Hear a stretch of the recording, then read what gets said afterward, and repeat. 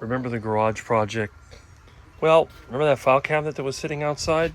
It is now inside the garage, holding some of the items that used to be in the old broken down toolbox, which is now in the back of the truck waiting to be stripped. I'll probably use this for something else. These wheels are probably good. I may even use this base to put on my welder.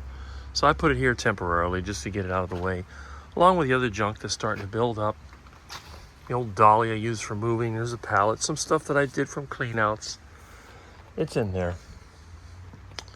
But here is the treasure that was hiding in the garage. This is a spare engine that my friend gave me back in 2010. So it's been 12 feet from this door. Now this garage is 10 by 20. So it was more than halfway in. And it was a real mission. I had to move a mountain of stuff. I thought it felt some rain. I hope not. I'm going to throw the old duck pond over this engine to prevent water from getting in. So this engine has been sitting 15 years in this position. And you can see I had to use a crowbar to drag it out. This is a very heavy engine. You can push on this thing. I mean, you can barely move it. I could move a 440 pretty easily just by rocking it along. This thing is really massive. I mean, look at how thick the heads on this are compared to your typical gasoline engine. Now, this is the same engine that you'll find in here. If you look inside this truck, you'll see you have the tach sensor, you have the oil filler cap, you have the injection pump, the lines, fuel filters over here. This is the air conditioning compressor. And by the way, I have one of these. It is frozen up, but it came with the motor. It's missing the brackets. I think what they did, they used this engine as a parts engine. Now, I was told that this engine had seized up and it was no good. But the interesting thing was, I put a ratchet on this and I turned it and it moved a little bit. So, I don't know. The fuel pump was removed. I have no idea the condition of this engine now. I have the other engine that was running, but it needs the other type of flywheel. This engine uses the same flywheel that this truck has. So I think what I'm going to do, I'm going to take this engine, I'm going to bring it through here, I'm going to pick it up with the Bobcat, I'm going to take it over there, and I'm going to protect it from the weather for now. I don't want to get involved in an engine removal until after the Hack Your Health conference. Once that's out of the way, then I'm going to go ahead and try to fix this truck. As you can see, this is an older engine. It has the V-belt pulleys, just like this one. You'll notice, same water pump. This one has triple pulley on the water pump, just like that one. The heater fittings were taken out of this one because somebody disconnected the heater. You can see the old connections there. I'm debating whether to reconnect that. For now, I'll remove these and put plugs in there. But these are the hard to find fittings. I don't know, this is rusted, but I'm sure I could find a replacement if I ever decided to do it. There has a complete set of injection lines. Even they cut off the wiring harness. This actually has an intact glow plug harness, where mine burned off a long time ago. So I have a plan of action. First thing I need to do, I need to locate or build an engine stand that can hold a massive beast like this thing. This has got to weigh at least 600 pounds or more. Now, they have those so-called 1,000-pound engine stands. I can just look at those things and see that they are not strong enough to hold this. You put that engine on there, they're going to bend down like this, and you won't be able to turn the engine. So, interesting. Now, being in this garage for a decade and a half, it was protected from any damage. And where I got it from, it was inside of a metal building. It doesn't seem to have a lot of rust on it. So, I'm pretty confident this engine never got water in it. So it's going to be up to me now to make sure there is no water. Now, one of the things that often fails on these is this oil cooler. The oil from the engine goes through a heat exchanger, which circulates water from the engine. So what I'm going to do, I'm going to take this apart. They sell a gasket kit. I'll disassemble this, make sure it's not corroded. This may be in better shape than the one in my truck. But before I do any of that, what I want to do now, I can see this oil pan has been removed. You can see the gasket. Somebody put some sealer on it. So it has been tampered with. I'm going to remove this oil pan and see what the engine looks like inside. The exhaust ports seem to be pretty clean. The valve stems are not rusted. This one has a little bit of deposits on it.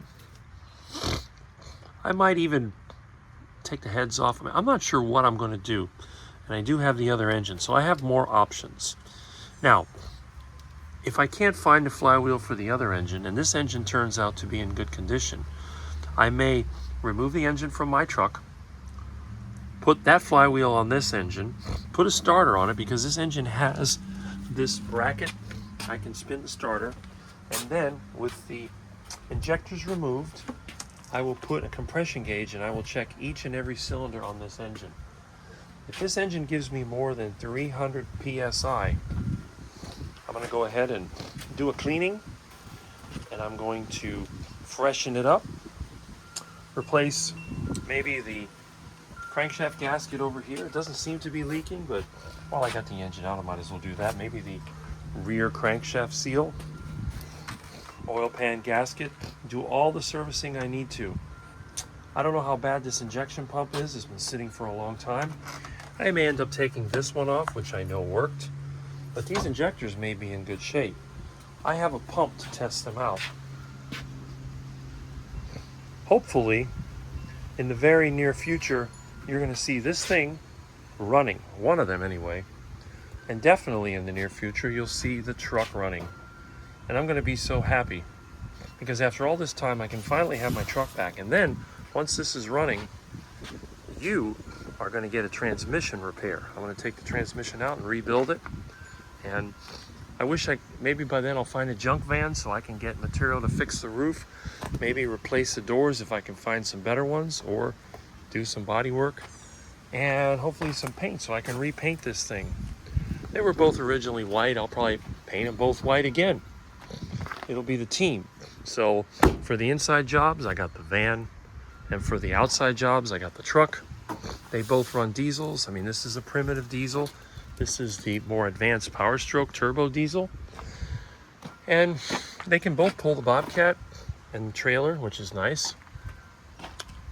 And this will get some body work. I mean, it hasn't rusted that much since it's been sitting. Maybe cut a few sections out of the roof, weld that in. Maybe a gasket set for windows and stuff. And some cleaning, some polishing, paint job. All in all, for a truck that is 35 years old, it's not in that bad of a shape. Doors dented up, but those things can be fixed. But anyway, I wanted to show you that. What I'm going to do now is try to get this thing out of the weather, out of danger. And hopefully, like I said, I'll be getting this thing started, getting it ready to go. These engines do seem quite durable. So I have a feeling that once I've gone through it, and I'm not going to throw the old one out either. I'm going to make videos of what was wrong with it, why it ran so badly, and it might be fixable. I have another friend that has one of these engines that I know he locked it up because he ran it without oil. There may be some parts on that. This may just have cracked heads. I mean, it could be anything. So we're going to have some fun. I know it's a Mopar channel, and these are Fords, but technically this is not a Ford engine. It's actually an International Harvester engine. It's a tractor engine, basically. Can't really tell. Most of the label has been worn off, but the valve covers look the same as this one. I'm sure it's a 7.3.